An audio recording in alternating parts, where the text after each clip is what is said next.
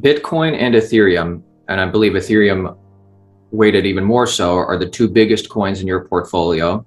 What is the third coin in your portfolio?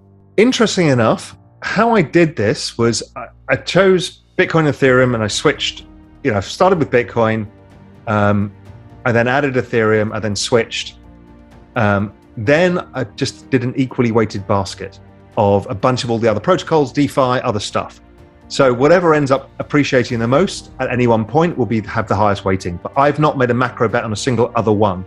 Then I've started taking macro bets on social tokens. But these are smaller, less liquid things. So you can't take a huge value of your portfolio because it's very early. So as a risk thing, I'm like, yes, I want some social tokens and I want a bit of the metaverse too. So that's how I've constructed it. So I don't have any difference in weighting in my head between Cardano, Polkadot, Aave, any of this stuff. And they're all different things, different use cases. But I said, look, I don't know. I'm not smart enough and it's not my job. I mean, I don't do it with the S&P 500. I'll just buy the market if I'm trying to express the market view. What are your thoughts on EIP 1559? I just wrote an article about this and I called it the greatest trade in the world. Please go on. So you're getting the scoop in Global Macro Investor, my kind of institutional research product. This setup is absolutely brilliant. So the chart pattern was this lovely wedge in Ethereum. The Ethereum chart is following the Bitcoin 2017 chart, which would give it an upside projection of 20,000. Backed that up by the network growth, where Ethereum is growing at about 50 to 60% a year in network growth, and Bitcoin's growing at 30% a year. So this is astonishing growth at scale, right? So this is not an early project. We've got all of the developments with NFTs and DeFi and everything, and social tokens, everything's on Ethereum. The chart of Bitcoin versus Ethereum also is going to give a lot of people to switch. All of this is happening at exactly the same time that 1559 is coming. And then you look at the on-chain analysis. Most people spend the time, like Willy Woo, looking at the stuff on Bitcoin, but very few people actually bother with the on-chain analysis of Ethereum. The reality is the amount that's being staked for ETH 2.0 is going up all the time. It's huge numbers. Then the amount that's being put into DeFi and locked away is huge. Then the stuff that's going off the exchanges into hard wallets is enormous. That has left us with a free float of 13%. And 1559 is now going to reduce the supply somewhat, let's say from 4% to 2%. And it's going to probably lower the gas fees a bit. And with the variable block sizes, help with the speed unblocking of the network. So in which case, more transactions will go through, which will mean more burning.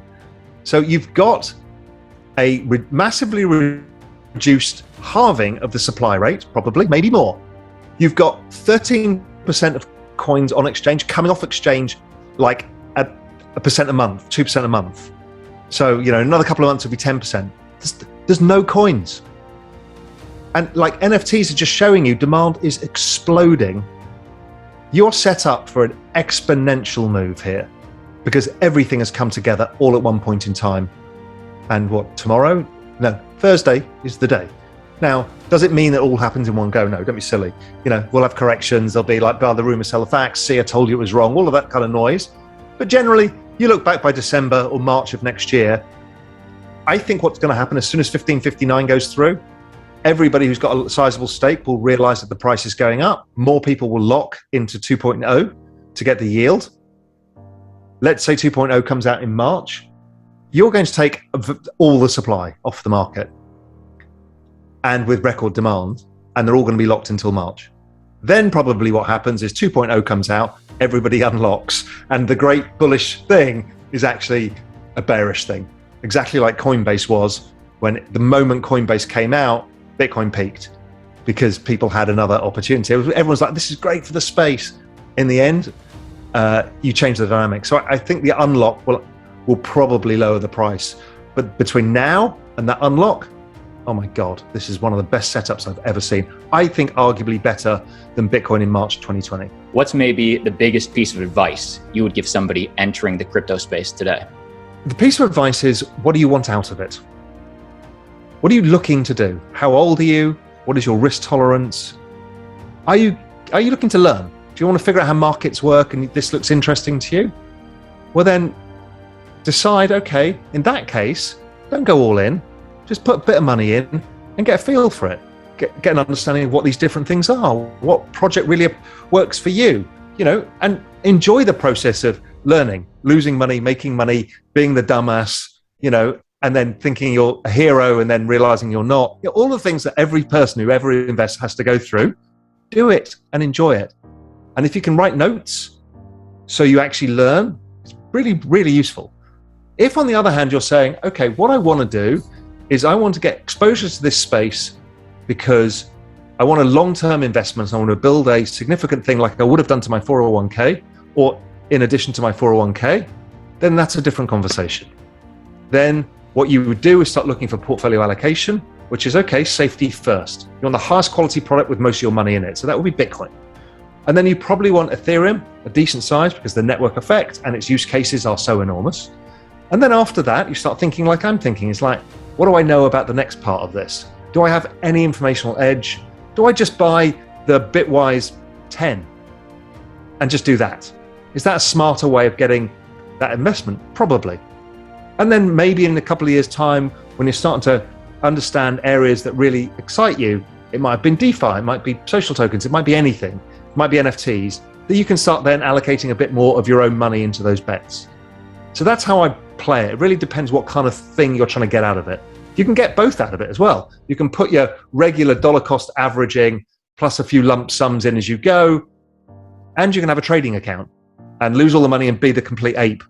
And that's okay. You can be both.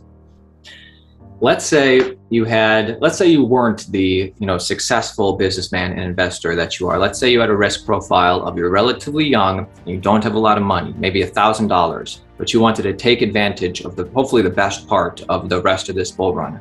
How would you turn $1,000 into $1 million? Like, what would you do if you had nothing? You never start an equation with that. Right? That's just not investing. What you're doing there is wildly speculating in the desperate hope you're going to make money. The answer is, what you should be saying is, how can I maximize the return out of my $1,000 without losing it all? So will Bitcoin go up as much as Ethereum over this cycle? I don't know. Are either of these going to go to zero? No chance. Can I write my $1,000 off and say, I don't care, I'm going to flip it into Doge? Fine, you're just speculating. So, there is no get rich quick. It doesn't work in this world. That's just pure gambling. And you might as well just go to Vegas with your $1,000. So the answer is, you can never approach it that way. There's a couple of things that I think are important to me. One is an open mind. The issue with this space is if you decide that some network is your thing and you invest your $1,000 that you think is going to go to $1 million, you're now going to go on Twitter and every place fighting for your network. And that's good and also bad. You can fight for your network and be inclusive. I don't like the fractionalization of everybody. Everybody's fracturing into small tribes because they think it's good for their own position and for their thing, but it's a bigger picture out there. It's a big world out there. And I just don't get it why people are doing this, because they're turning people off. The amount of people who got turned off Bitcoin in the last 9 months is astonishing. I mean, I've got various points where I've just thought, you know what, I'm just going to sell my Bitcoin. I just don't give a shit anymore because this group is so toxic. And it happens elsewhere in many other tokens. And it's just not right. So that's one thing that I really observe. And the other thing I'm really passionate about in getting people to understand how to take risk. Because buying a small, unknown, newly issued token is not the same as buying Bitcoin. And the Bitcoin people will say, they're all scams. No, they're not.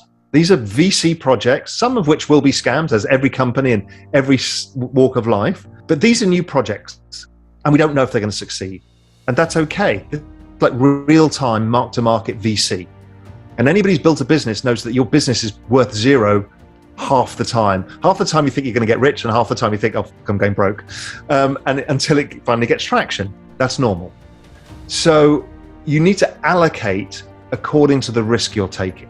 Now, you may be the really, really smart person who really knows their space and really knows the network effect and the possibilities, and you'll take a larger bet. And that's okay. But, it's teaching people how to use risk management, because so many people are into this space and new to investing. And that's cool. But just to understand some basics about where to be happy to lose money and where to be happy not to lose money. And I'm not even talking about trading. I'm just like, you won't lose as much money in Bitcoin as you will lose if you get it wrong in a small token. So you don't put the same amount of money in each. And, I think that lesson for people is a huge lesson to learn.